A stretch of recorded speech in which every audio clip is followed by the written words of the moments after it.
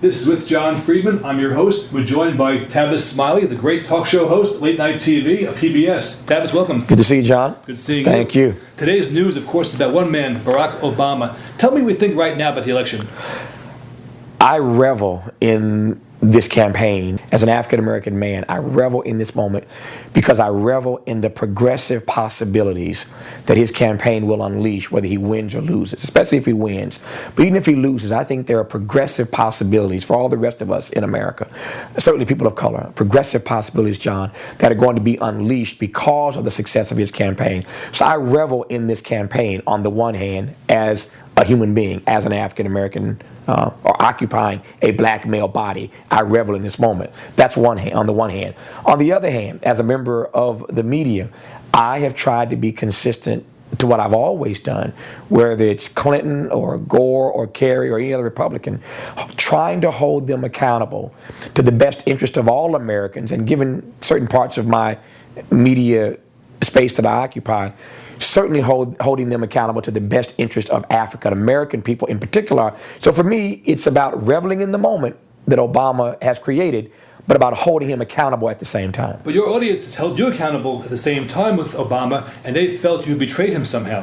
The African, there is a slice. There are 30 million black folk in this country, and I've been fortunate to be well liked by most of them. In this campaign, to your point, there has been a slice of Obama supporters, black Obama supporters, a slice specifically in the blogosphere, who earlier this year took me to task for commentaries about Obama that, again, they just didn't understand my motive. You can critique people in love. You can critique people and want the best for them. You don't get a pass with me just because you're black, but it doesn't mean I'm opposed to you. It doesn't mean I'm a hater or a traitor or a sellout or an Uncle Tom or that I'm jealous of Obama.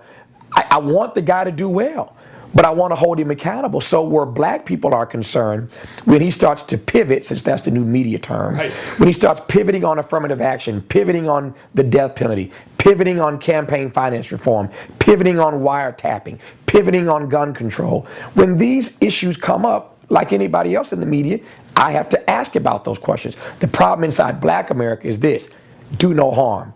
Don't say anything about the brother. Don't ask the brother no questions. Don't raise any issues. Let the brother get in, and we'll deal with all of this on the other side. And that's just not, Obama and I have talked 3 or 4 times. I mean, I've interviewed him 3 or 4 times, interviewed him in the campaign, and every conversation closes when we talk. His supporters don't always get it, but when we talk, every conversation closes the same way, because we've known each other for years. Tavis, I got to do what I got to do. And I respect the fact that you got to do what you got to do. He gets it even when others don't. And whether it's McCain or Obama, for me, it's about holding them accountable. And there's no shortage of issues on which to do that with both of these guys. One last question for you. You mentioned Sarah Palin. Mm-hmm. If she were here, what would be a question for Sarah Palin? Sarah Palin has not been asked anything about diversity or inclusion. If you're going to be a heartbeat away from the presidency, it's important when you're from Alaska that we understand what diversity means to you, what inclusion means to you.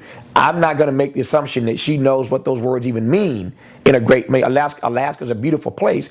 I don't think diversity, I don't think inclusion. This is the most multicultural, multiracial, multi-ethnic America ever.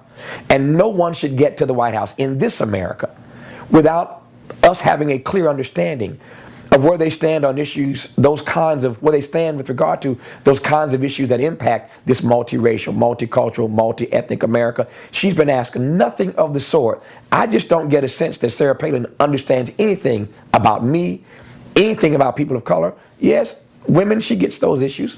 Not everybody agrees with it. She gets those. Issues of governance, she gets some of those.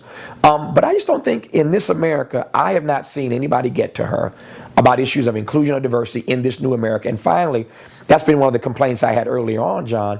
I complained early on, did a piece for USA Today about the fact that the average age, with all due respect, because I hope to get there, so I don't want to be ageist here. I want to be 70 and beyond if I can, as long as I'm healthy. But the average age of the moderators this time around for the presidential debates, 70. Lehrer, 74. Schieffer, 71. Brokaw, 68. Love all these guys, great moderators. Average age, 70. All white males.